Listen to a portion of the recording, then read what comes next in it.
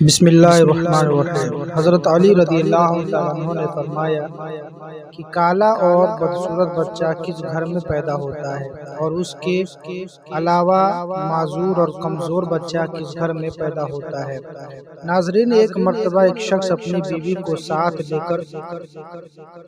حضرت عمر رضی اللہ تعالیٰ عنہ کی بارگاہ میں حاضر ہوا اور عرض کرنے لگا، یا امیر المؤمنین، میں سرخ رنگ کا ہوں اور میری یہ بیوی بھی سرخ رنگ کی ہے، لیکن میرے یہاں پر بچہ کالے رنگ کا اور بدصورت پیدا ہوا ہے۔ یا امیر المؤمنین، یہ میرا بچہ نہیں ہو سکتا ہے، یہ کسی اور کا بچہ ہے۔ مجھے لگتا ہے کہ میری اس بیوی نے امانت میں خیانت کی ہے۔ تو یہ سن کر اس کی بیوی زارو قطار رونے لگی اور روتے روتے کہنے لگی، یا امیر المؤمنین، میں نے کبھی بھی خیانت نہیں کی ہے، یہ بچہ میرے اس شوہر کا ہے، میں نے اس کے ساتھ ہم بستری وفاداری کی ہے۔ مگر دوسری طرف شوہر اپنی بیوی سے بہت زیادہ خفا تھا،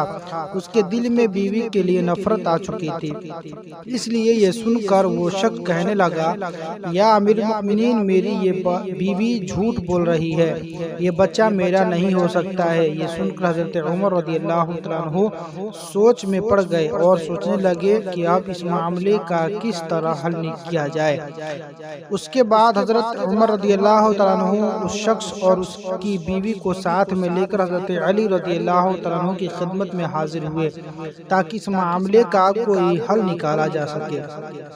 حضرت علی رضی اللہ تعالیٰ عنہ نے میاں بیوی کی باتوں کو سن کر پھر اس شخص سے فرمایا، اے شخص، پہلے تم مجھ سے ایک وعدہ کرو کہ تم سے یہاں پر جو بھی بات پوچھی جائے گی تم اس کا سچ سچ جواب دو گے۔ تو یہ سن کر اس شخص نے وعدہ کیا اور کہنے لگا، اے علی، آپ مجھ سے جو بھی سوال کریں گے میں اس کا سچ سچ جواب دوں گا اور جھوٹ بات اپنی زبان پر نہیں لاؤں گا۔ یہ سن کر حضرت علی رضی اللہ تعالیٰ عنہ نے فرمایا، اے شخص، سچ سچ بتاؤ کہ تم نے اپنی بیوی کے ساتھ حالت حیض میں مباشرت کی تھی یا نہیں؟ یہ سن کر وہ شخص تھوڑی دیر خاموش رہا، پھر کہنے لگا، ہاں یا حضرت علی رضی اللہ تعالیٰ عنہ، میں نے اپنی بیوی کے ساتھ اس حالت میں مباشرت کی تھی جب وہ حالت حیض میں تھی۔ تو اتنا سنتے ہی حضرت علی رضی اللہ تعالیٰ عنہ فرمانے لگے، اے شخص، اب تو اس سے انکار نہ کر، جب تم نے حالت حیض میں اپنی بیوی کے ساتھ ہم بستری کی تھی تو اس وقت تمہارا نقطہ تمہاری بیوی کے سیاہ خون کے ساتھ مل گیا تھا، یعنی کہ گندے خون کے ساتھ مل گیا تھا، جس کی وجہ سے پھر تمہارا یہ بچہ کالے رنگ کا پیدا ہوا، یعنی کہ حیض کی حالت میں بیوی کے ساتھ ہم بستری کرنے کی وجہ سے تمہارا یہ بچہ کالے رنگ کا اور بدصورت پیدا ہوا ہے، لہٰذا اب تو اس سے انکار نہ کر، یہ بچہ تیرا ہی ہے، تو اسے قبول کر لے اور اپنی اس بیوی پر جھوٹ تہمت مت لگا۔ اے شخص، یاد رکھ کہ خسی کی حالت میں بیوی کے ساتھ صحبت کرنا حرام ہے اور سخت گناہ کا کام ہے، اور جو کوئی اس بات کو جانتے ہوئے بھی حیض کی حالت میں اپنی بیوی کے ساتھ ہم بستری کرتا ہے تو اللہ پاک ایسے شخص کو پسند نہیں فرماتا اور ایسے شخص کو جلد ہی تباہ برباد کر دیتا ہے۔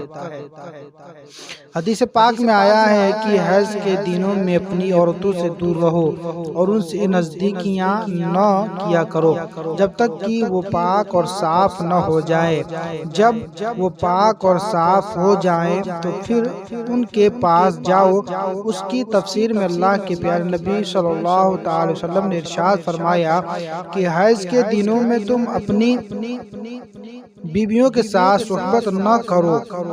باقی معاملاتوں کو یعنی ان دنوں میں تم اپنی بیویوں سے نفرت بھی نہ کیا کرو۔ اس لیے ناظرین، یاد رکھیں، حیض کی حالت میں بیوی کے ساتھ ہم بستری کرنا حرام ہے، چاہے شادی کی پہلی رات ہی کیوں نہ ہو۔ اور اگر کوئی شخص اس بات سے انکار کرے گا اور اپنی بیوی کے ساتھ میں حیض کی حالت میں صحبت کرے گا تو ایسا شخص اللہ کی بارگاہ میں ناپسند ہو جائے گا، اور پھر ایسے شخص کو اس اس دنیا میں ہی میں اللہ تبارک و تعالی عذاب میں مبتلا کر دے گا، اس لیے آپ اس گندے اور بےہودہ کام سے اپنے آپ کو ضرور بچائیں۔ ناظرین، آپ کو بتاتے چلیں کہ معذور اور کمزور بچہ کس گھر میں پیدا ہوتے ہیں۔ ایک مرتبہ مدینہ شہر میں ایک جوان لڑکی کی شادی ایک بوڑھے مرد کے ساتھ ہو گئی، اور اس کے بعد ان دونوں میاں بیوی کا ایک دوسرے کے قریب آنا ہوا، یعنی شادی کی پہلی رات ان دونوں میاں بیوی کا ملاپ ہوا، لیکن اتفاق سے اسی رات اس بوڑھے آدمی کا انتقال ہو گیا۔ اب کیونکہ ان دونوں کا ملاپ ہو چکا تھا، اس لیے وہ جوان لڑکی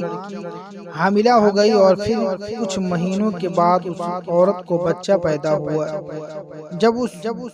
کو بچہ پیدا ہو گیا تو یہ سوال اٹھنے لگا کہ وہ بوڑھا شخص تو شادی کی پہلی رات ہی انتقال کر گیا تھا، تو آخری اس کو یہ بچہ کیسے پیدا ہوا؟ یہ بچہ کسی اور مرد کا ہے۔ اس بوڑھے شخص کی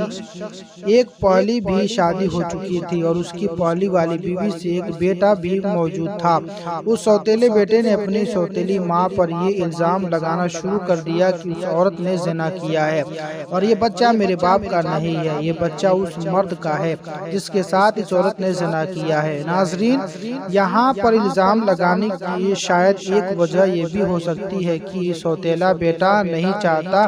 کہ اس کی وراثت میں کوئی اور حصہ دار آ جائے۔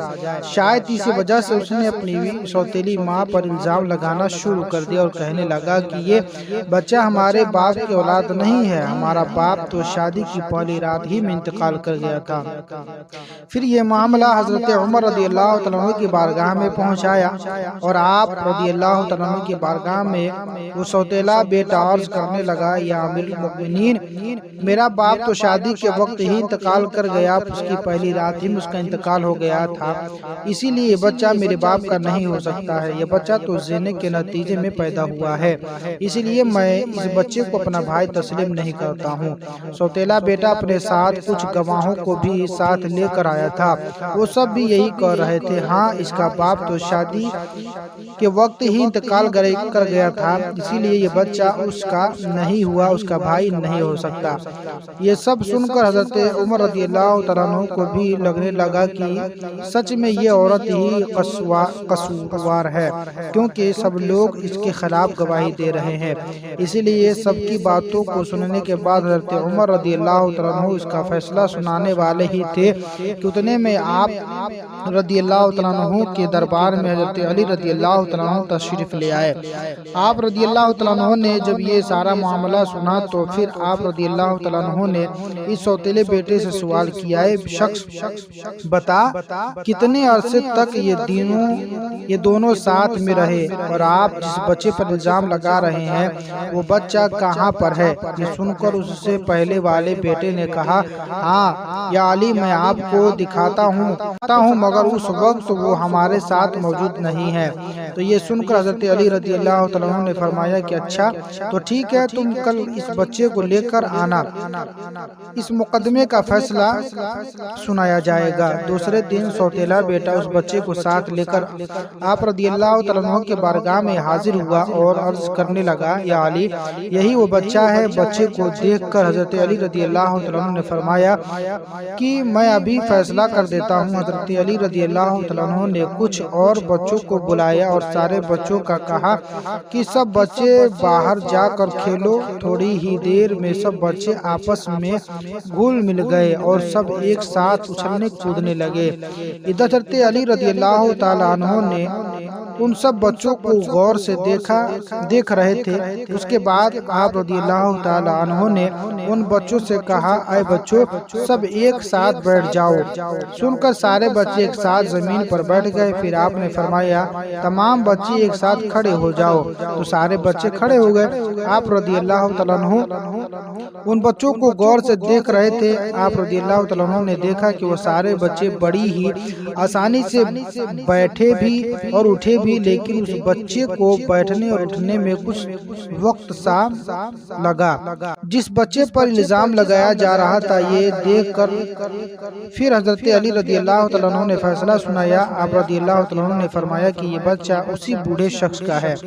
یہ کسی اور مرد کا بچہ نہیں، کیونکہ اس بچے کا باپ بوڑھا تھا، اسی لیے اس میں کچھ کمزوری نظر آ رہی ہے، اور باقی کے بچے جوان مردوں کے بچے ہیں، اسی لیے وہ سارے تندرست ہیں۔ اللہ پاک ہمیں بہترین عمل کرنے کی توفیق عطا فرمائے اور ہمیں